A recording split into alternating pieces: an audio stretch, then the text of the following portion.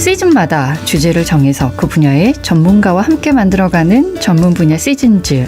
광주 전남의 작가들이라는 대주제로 오늘은 우리 지역 작가들 얼마나 알고 있는지 조선대학교 자유전공학부 이동순 교수와 함께하겠습니다. 안녕하십니까? 안녕하세요. 반갑습니다. 네, 교수님 첫 시간이네요. 네. 저는 잘 알고 있지만 네. 나는 어떠한 사람이다라고 청취자분들께 소개 좀 해주시겠습니까? 네. 조선대학교 자유전공학부에 근무하고 있고요. 제 전공은 국문학 그리고 세부 전공은 현대시를 전공한 사람입니다. 예. 그래서 광주 문학 100년, 광주 전남의 숨은 작가들 등등의 여러 책을 냈고요. 예. 우리 지역 작가들 연구에 열심히 하고 있습니다. 예. 우리 지역에서 좀 의미 있는 일이 아닐까라는 생각이 들고 자유전공학부라는 것도 좀 낯섭니다. 그러시죠? 예, 많이 네. 바뀐 건가요? 이 시스템이? 네, 이제 자유전공학부는 그래도 한참 되긴 했는데 교양이 부족해서 대학에 입학을 했는데 네. 대학 교육을 받을 능력이 좀 부족하다 말하는 거나 글 쓰는데 그래서 자유전공학부를 만들어서 필수 교과, 교양으로 필요한 필수 교과를 거의 모든 대학에서 지정을 해서 운영을 하고 있죠. 예. 그래서 저도 이제 자유전공학부에서 필수 교과, 교양 필수 교과를 가르치고 있고요. 예. 그리고 작가들에 관해서도 가르치고 있습니다. 예. 오늘 첫 번째 시간입니다. 우리 지역의 작가들에 대한 소개를 오늘 해 주신다고 하셨는데 어떤 특별한 이유가 있습니까? 이제 오늘은 이제 대부분 우리 지역 작가들에 대해서 대부분 잘 모르세요. 네, 맞아요. 부끄럽지만. 네, 중앙 중심의 연구, 유명한 분들 중심의 연구가 진행되다 보니까 어쩔 수 없는 한계이기도 하고 예. 또 한편으로 보면 지역 작가들에 대한 관심의 부족 뭐 이런 것들이 좀 이렇게 결합되어 있어서 그런 게 아닌가 이런 생각이 듭니다. 예. 지역에 따라서 아무래도 작품에도 색깔이 나타날 것 같은데요. 그럼요. 그래서 지역 작가들의 작품은 굉장히 문화적으로 지역의 문화나 또는 사람들의 사는 모습을 담아내는 데 있어서 중요한 지표로 작용할 수도 있고요. 예. 또 이제 요즘 뭐 학문에서 쓰는 용어로 로컬리티, 네. 뭐 그것을 담보하고 있다라고 이야기할 수 있겠습니다. 강의를 듣다 보면 저희 동질감이 좀 느껴질 것 같아요. 그런 우리 지역 측면이 작가들이기 많이 있죠. 때문에 네. 오늘 어떤 작가를 만나볼까요? 네, 오늘은 또 어제가 특별히 어린이날이기도 하고 해서 네. 동요를 쓴 작가들 중심으로 좀 소개를 해드려볼까 합니다. 예, 좋습니다. 어떤 분 만나볼까요? 오늘은 두 분의 작가를 중심으로 말씀을 드리되 거기에 한 분을 더 추가해서 말씀을 드려보겠는데요. 예. 우리 지역 작가들 하면 머릿속에 떠오르는 분들이 좀 있으실 거예요. 그런데 제가 오늘 소개해드리는 분들의 경우는 작가는 모르는데 그 작품은 또 우리가 알 수 있는 그래요? 알고 있는 그런 작가들이 아닐까 싶습니다. 예. 그래서 오늘은 100년 전의 시간으로 돌아가 보도록 하겠습니다. 100년 전에 계셨던 작가님이시군요. 네, 그렇습니다. 네. 어린이날과 관련 있는 분, 어떤 분이에요? 궁금하시죠? 네. 일단 100년 전에 어린이 하면 가장 먼저 우리가 머릿속에 떠올리게 되는 분이 바로 방정환 선생이잖아요. 네, 그렇죠. 아무래도 노래 때문에. 네. 방정환 선생은 색동회를 조직했고 그리고 잡지 어린이를 발행한 분이기도 합니다. 예. 또한 어린이라는 용어, 어린 사람이라는 뜻의 어린이라는 말을 처음으로 작품에 담아 쓰신 분이기도 하거든요. 네. 근데 이제 우리가 그러면 방정환하고 우리 지역 작가하고 무슨 상관이 있어? 또 이렇게 궁금해하실 수 있죠. 네. 그래서 잡지 어린이하고 또 연관이 많이 돼 있어서 그걸 좀 중심으로 말씀을 드려볼까 합니다. 예. 어린이라는 말을 방정 선생께서 제일 먼저 쓰셨다고 하셨는데 네네. 그게 무슨 의미입니까? 우리가 알고 있는 어린이가 그 어린이가 아닙니까? 그렇죠. 지금은 우리가 당연히 네. 어린이라고 어린 사람이란 뜻으로 어린이를 호칭하고 있는데 네. 그 이전에는 이놈 저놈 특별히 지칭하는 용어가 없었어요. 아, 어린 아예 친구들을? 놈. 네. 또는 머리에 피도 안 마른 놈. 그러니까 아주 어른의 종속된 존재로 불러왔단 말이죠. 그런데 방정환 선생은 그 어린이에게 하나의 주체, 존재 그 자체를 인정하는 어린 사람이라는 뜻의 어린이라는 용어를 처음으로 쓰게 됐고, 예. 의미 있네요. 네, 그래서 그것을 어린이 노래라는 개벽이라는 잡지에 어린이 노래라는 용어를 1920년에 처음 사용하게 되고요. 예. 그리고 1923년에 잡지 어린이를 발행하면서 적극적으로 이제 어린이 인권 운동으로 나서게 돼요. 아, 또 왜 이분은 어린이에 대해서 이렇게 관심을 가지셨을까요? 그렇죠. 그게 중요하죠. 어린이를 민족의 미래를 담보하는 기표로 설정한 거예요. 네. 이제 나라를 잃어버린 시기였기 때문에 어린이들에게 희망을 갖고 우리가 어린이를 키워야 한다. 그러니까 어른의 종속된 존재가 아니고 어린이는 그 자체로 존중해줘야 한다라는 뜻으로 어린 사람, 그래서 어린이라고 지칭을 하게 된 거고, 예. 그 다음에 어린이날, 어제가 어린이날이었는데 네. 처음 어린이날이 언제 있었는 줄 아세요? 모르겠습니다. 언젠가요? 네, 그게 1922년 5월 1일이었어요. 네. 그때는 천도교 소년회가 주최였고요. 그리고 1923년 5월 1일 날 지금 우리가 어린이날 날짜가 다르네요. 네. 지금 우리가 어린이날 몇 주년 기념하는 그 어린이날 기념은 1923년을 기점으로 합니다. 예. 그때는 5월 1일이었고. 네. 그래서 5월 5일로 바꾸게 된 것은 5월 1일이 메이데이. 예. 노동절이어서 나중에 5월 5일로 바꾼 거예요. 겹쳤기 때문에. 예. 그러면 왜 어린이라는 주체를 이렇게 크게 상정을 하고 또 거기에 선언문까지 쓰거든요. 네, 100년 전에 어린이라는 존재를 규정하면서 이런 선언문의 내용을 보면 지금도 여전히 유효한 선언문이에요. 아. 네. 네. 몇 가지만 말씀을 드릴게요. 예. 어린이는 어른보다 새로운 사람입니다. 어른보다 더 높게 대접하십시오. 예. 어린이를 윽박지르지 마세요. 네. 어린이를 즐겁게 해주세요. 칭찬하며 기르세요. 어린이의 몸을 자주 보살펴 주세요. 그리고 잡지를 자주 읽히세요. 이것만 좀 다르죠? 네. 이제 여기서 잡지이지만 책을 많이 읽게 줘라 이런 뜻으로 이해하시면 되겠습니다. 독서 요즘의 네. 말로 하면 100년도 더 된 이야기입니다. 와. 사고방식이 굉장히 깨어있었던 분이 아니었을까? 지금은 너무 당연하게 이런 것들이 받아들여지지만 그 당시에 어린이라는 이런 단어도 없었을 정도였다면 얼마나 무시했던 풍토가 팽배했었을 텐데 그 와중에 어린이에 대한 인권을 생각하셨으니까 대단한 분이시군요. 그렇죠. 예. 학교를 보낼 수 없는 그런 환경이었잖아요. 네. 100년 전에 우리가 또 나라를 잃기도 했지만 또 가난해서 학교를 보낼 수 없는 뭐 그런 환경 속에서 가르쳐야 된다. 예. 또 우리 민족의 미래니까 더더욱이 거기에 관심을 더 많이 가졌던 분이기도 하죠. 교육의 중요성도 또 강조를 하셨었고요. 네, 맞습니다. 예, 알겠습니다. 우리 지역의 작가는 어떤 분들을 살펴볼까요? 네. 자, 첫 번째, 제가 아까 두 분에 한 분 더 해서 세 분 말씀을 드리겠다라고 말씀을 드렸는데, 네. 제 첫 번째 작가.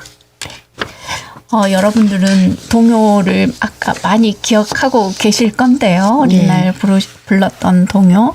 한 분은 동요 강아지와 봄맞이 가자를 쓰신 분이고, 예전에 우리 교과서에 실렸던 50대 이상 되신 분들은 예. 좀 귀에 익숙한 강아지, 봄맞이 가자. 네. 예, 살짝 불러드리면 금방 기억을 하실 텐데 네. 교수님 되십니까? 저는 노래를 부를 자신은 없고요. 네. 제가 작품은 또 읽어드릴 수는 있겠습니다. 아, 네네. 저희 마지막 즈음에 작품도 하나 이렇게 읊조해 주시면 좋을 듯 싶습니다. 예. 강아지는 뭐 대부분 또 아실 것 같고요. 봄맞이 가자 같은 경우도 또 다른 한 분은 예. 동요, 자전거, 누가 잠자나. 아, 따르릉 이거예요? 자전거? 네, 맞습니다. 아, 예. 이걸 쓰신 분의 성함이? 네, 그분은 목일신 선생입니다. 목일신 시인이고요. 예. 그다음에 이제 또 한 분 더 말씀드리겠다고 한 분은 조종현 선생입니다. 예. 좀 자세하게 설명해 주시겠습니까? 네, 그러겠습니다. 먼저 김태호 시인에 대해서 좀 자세하게 말씀을 드려보도록 하겠습니다. 예.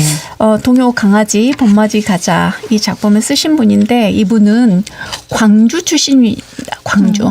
당시에 주소는 금계리였는데요. 광주군 금계리, 지금으로 치면 금동.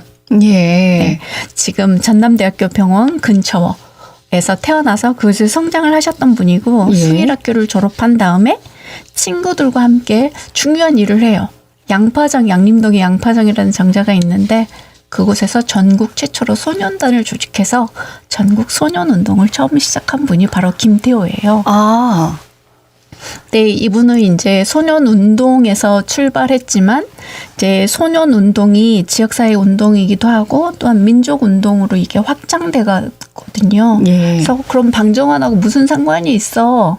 또 이렇게 아까 처음에 말씀을 드렸으니까 방정환 선생도 천도교 청년회 소년회 활동을 하셨거든요. 네. 그러면서 전국 규모의 단위 결성체가 이제 전국 소년운동가 협회 이제 이런 것들이 결성이 돼서 같이 활동을 하게 됩니다. 네. 그러니까 이제 김태호는 지역에서 출발해서 이론을 무장하고 실천 운동가로서 중앙까지 네. 거의 표현이 점령 뭐 이렇게 하면 좀 그렇긴 한데 중앙회까지 필요에 의해서 요청에 의해서 중앙회까지 진출해서 활동을 하게 되죠. 예. 이제 그런 것들이 자연스럽게 동요 작가가 되는 것과 연결이 되고 아까 어린이 잡지 어린이만 나온 게 아니라 어린이들을 독자로 하는 대상으로 삼은 어린이 잡지들이 굉장히 많이 나와요. 예. 그러니까 원래 작가가 아니었었는데 이런 맞아요. 활동을 하다 보니 그럼요.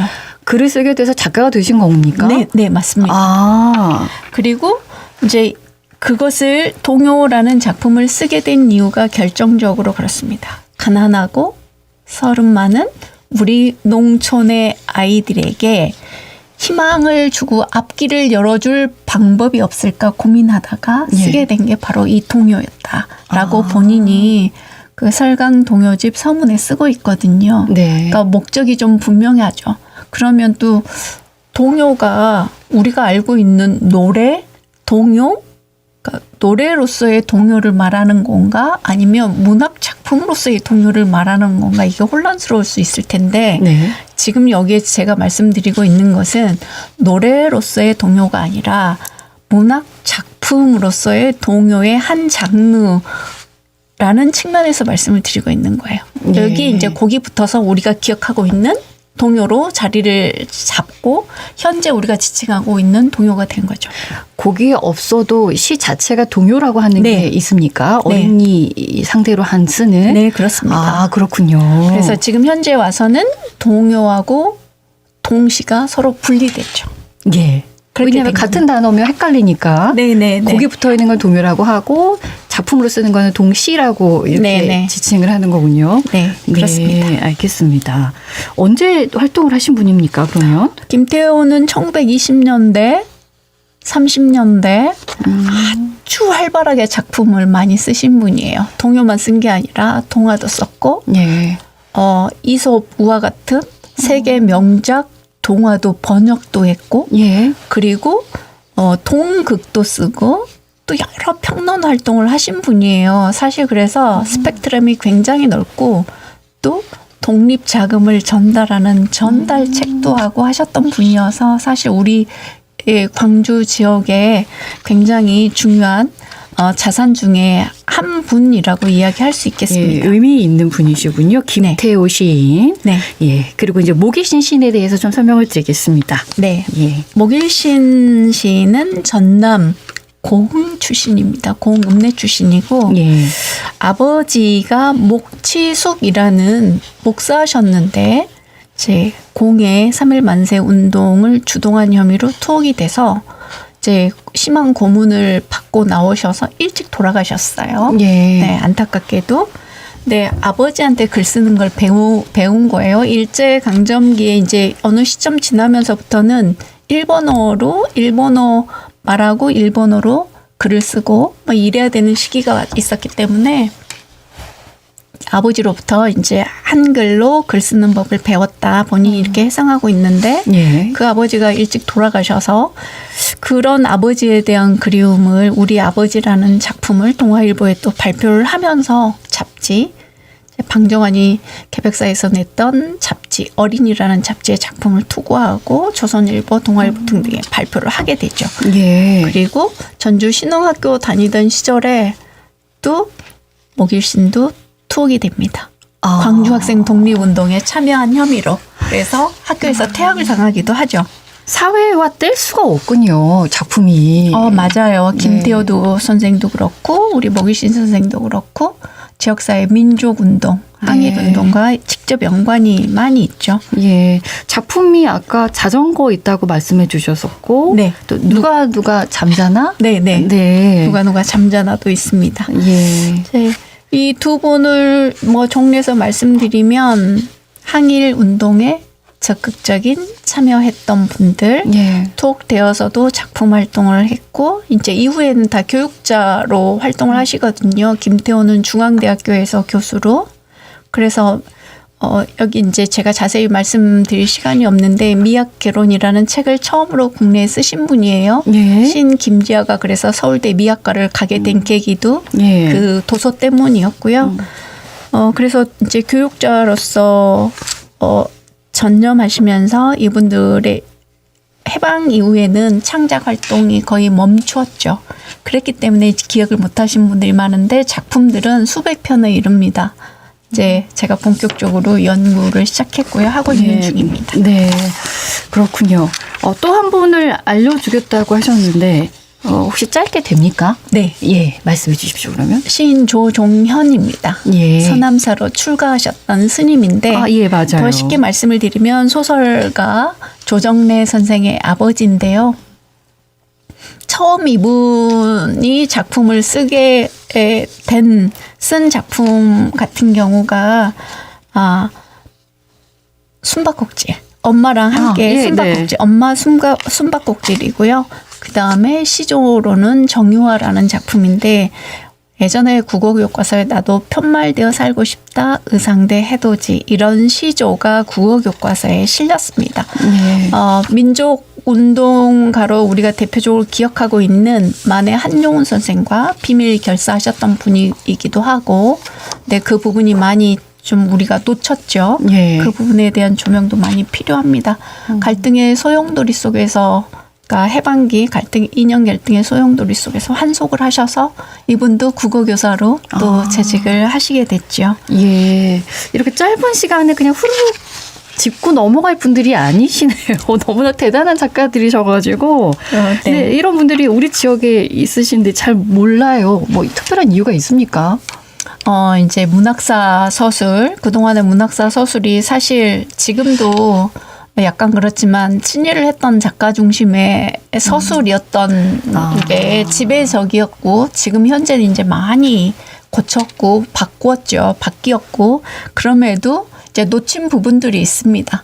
그래서 이제 더욱 교육적으로나 가르칠 필요가 있고 또 예. 지역에서도 이제 이분들의 삶이나 작품들을 콘텐츠로 만들 필요가 있는 거죠. 그래서 이제 우리 지역의 정체성도 알리고 이런 분들이 가졌던 민족 정신, 민족 콘으로서의 어떤 그분들이 그 시대를 살았었던 정신을 우리가 계승할 필요가 있는 거죠. 항일 운동을 하셨던 분들이기에 더욱더 소중한 분들이 아니신가 싶습니다. 다음 주부터는 시를 한 편 교수님께 좀 청해 듣도록 하겠습니다. 오늘 함께해 주셔서 고맙습니다. 네, 감사합니다. 조선대학교 자유전공학부 이동순 교수와 함께했습니다.